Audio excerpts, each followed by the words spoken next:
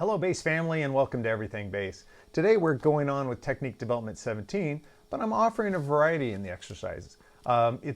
Basically, I noticed early on that a lot of my favorite players would talk about studying classical music, and it was everyone from piano players to some of my favorite guitarists and of course bass players.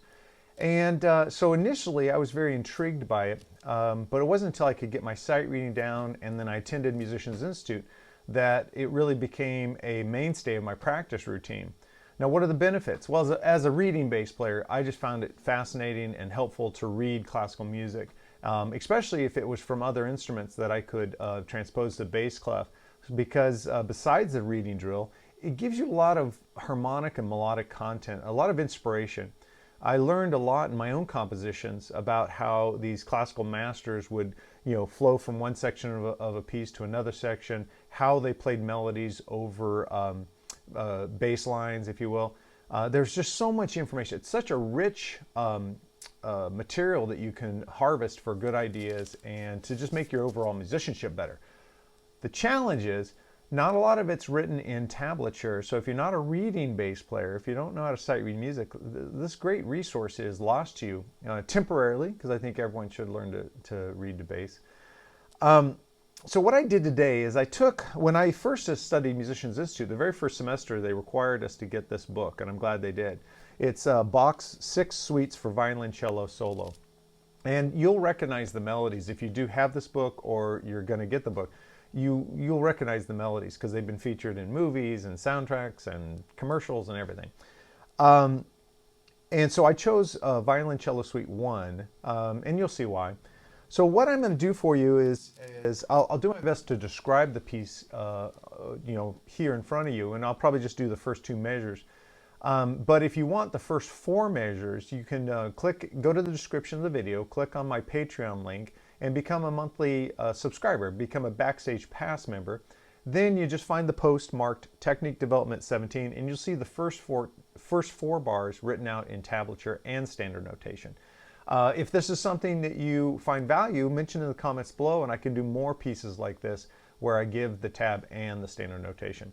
I found so much material like this just really helped me, and I want to offer it to you whether you read or not. So let's start with measure 1. So measure 1, you're going to start with, and I'm going to recommend some fingering, but all of our hands are different. So, take it with a grain of salt. But for me, I like to play the G with my middle finger, the D with my pinky. Now, some people say, well, why don't you play the open D? You can, but one of the stretches I like is the note that follows D is this B, 4th fret on the G string, this pattern. I find that a really great stretch, where I wouldn't have that stretch if I played it open, like that. So after I play the B, I go to the A, and then you return to the B. So let me just play those first 5 notes. Like that. Now after that, you kind of toggle from that B to the D, B, D. And so you just kind of do this. So let me play that without talking. So that's measure 1. That in itself, you could just stop right there and practice that over and over as an exercise, as something to help you develop your technique, get your strength down. There's wonderful string skipping, so it's good for the right hand or the plucking hand too. So there's a lot of benefit just to practicing this much.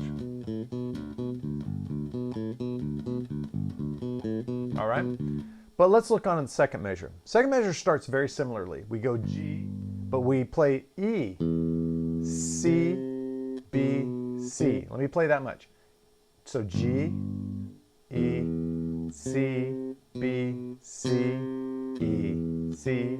You're going to see a motif here, whereas the first one went. Second measure goes. So right there, that's a really good example of taking a little bit of a phrase, playing it and evolving it so it's you don't just end up playing the same notes. And we as bass players, we can learn a lot from that, where if we're playing a bass line and it's somewhat repetitive, maybe there's a way we could take that motif, move it up through the scale that we're playing, and still have a familiar motif but evolved in a way that's more interesting. So it's something to look at. So first measure, second. Now, spoiler alert, the third measure is the same, I believe. Oh, no, I don't. I take it back. It evolves in both. The first four measures are unique. So check it out. If you have no interest in becoming a Patreon subscriber, you still have a lot to do here with the first two measures.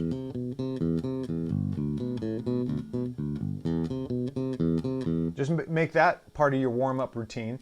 Play it for a minute or so and then move on to whatever your next topic is. But as I said, there's more of the exercise is actually on my Patreon account, and I encourage you to check it out. So today's Encore item, it's funny, I'm putting together a list to kind of pull back the curtain a little bit. I'm putting together a list of who I think the 10 most underrated bass players are in history. And of course, underrated is subjective, because maybe someone else, I'll mention a bass player and someone else go, oh man, he's like my number one influence. He's not underrated at all. So I try to look at just generally as I talk to other musicians, as I hear or even look online and see people talking about certain bass players. These are bass players that are rarely mentioned. And so I wanted to include one of those. So spoiler alert, this is one of the 10. And that's from the Doobie Brothers' early band, Tyrone Porter. Tyrone Porter, man, oh man. It's funny, it's easy to listen to Doobie Brothers, who I think are great songwriters, wonderful performers. They have such great vocal harmonies, such great melodies, cool guitar parts. Just everything's strong, that sometimes you might not realize all that Tyrone was doing. And man, he's doing a lot. This first came to me when I was playing in top 40 bands in Chico, California, just in my late teens. And we would cover some of Doobie Brothers songs. And I was only playing bass for a couple of years. And I was like, thinking, oh yeah, Doobie Brothers, no problem. But then I would really listen to what he's doing. And honestly, I had to just play the meat and bones of the bass line, not all these wonderful passing phrases that he would put on, or these little licks and stuff that he'd add. He's just prolific. And if you listen, so the actual Encore item is Best of the Doobie Brothers, that was released in 1976. Basically, I got it as soon as I started playing top 40, because I figured most of these songs, at least up in Northern California, were really popular. So it was smart for our band to learn. But China Grove, listen to his bass player there. Listen to his playing and taking to the streets, and then compare those two. Because sometimes you might hear a bass player just put his style over every song, and it's like, okay, I got it. Now, Tyrone always played differently. He really fit it, and it wasn't always the same licks. It wasn't the same feel. Sometimes he's super laid back, was very, judicious with when he'd put in a cool little line or something like that. And sometimes he was just, beautifully improvising all over the place. And then, of course, listen to music. Listen to music has got some wonderful bass parts to it. This is a player that if most of us, regardless of our age, are familiar with some Doobie Brothers songs, but maybe we haven't really dialed in and listened to the bass playing. And if that describes you, then I wholeheartedly say a great assignment for you today is to, check out this album in whichever way you can. I always recommend purchasing the album, but if you don't have the funds right now, then maybe you can stream it from Spotify or one of the streaming accounts, and really put on some headphones. Don't be on your phone looking at stuff. Really close your eyes and listen to what he's doing, and it's just amazing. His credit is that he played so many cool things, but they never distracted from the melody or the overall spirit of the song. So that's a really cool balance that I think we all should look for, is to play things that are interesting, play things that reflect our personalities, but never in sacrifice of the song and the melody and the singing if there's vocals in your band. It's always got to be done beautifully supportive, but that doesn't mean it has to be boring. And this is a case study in the perfect balance between supporting the song but playing really fascinating, interesting bass lines. So I encourage you wholeheartedly. Obviously, I'm enthusiastic about his playing, and I do feel he's highly underrated. So there you have it. Technique Development 17, kind of giving you a little Bach for your day. And the Best of the Doobie Brothers from 1976.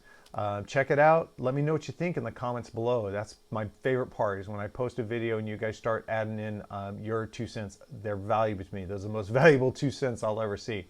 And as always, I want to invite you to our Facebook group, which is, if you go to Facebook, just search Everything Bass with Dale Titus. If you do just Dale Titus, you'll get to my personal account, which is fine. You're welcome to like and share ideas there. But really, everything bass is the page I really want you guys to be contributing, because more bass players will actually see it, and I think the conversations are deeper there. So that's why I keep like sharing things to that page. So I hope to see you there. And of course, if you could like this video, just that second it takes for you to go down and hit that thumbs up button really helps me a lot. I mean, a lot. It's impressive how getting good likes on your videos really raises your value in YouTube's eyes. And of course, if you haven't subscribed yet, I'm a real active content creator. I'm posting lessons like this, but I'm also posting historical things about the bass, cool lists that hopefully generate conversations, things like that. So I'd love it if you'd subscribe, hit the bell icon, and of course share the video with people. If you post it, if you like the video and you want to share it, please post it on your social networks, and that would do a lot also to help everything bass grow. I appreciate you guys, man. This channel wouldn't exist without your support, and I love you for it. Thank you so much. Be good to yourself today, and I'll see you at the next video.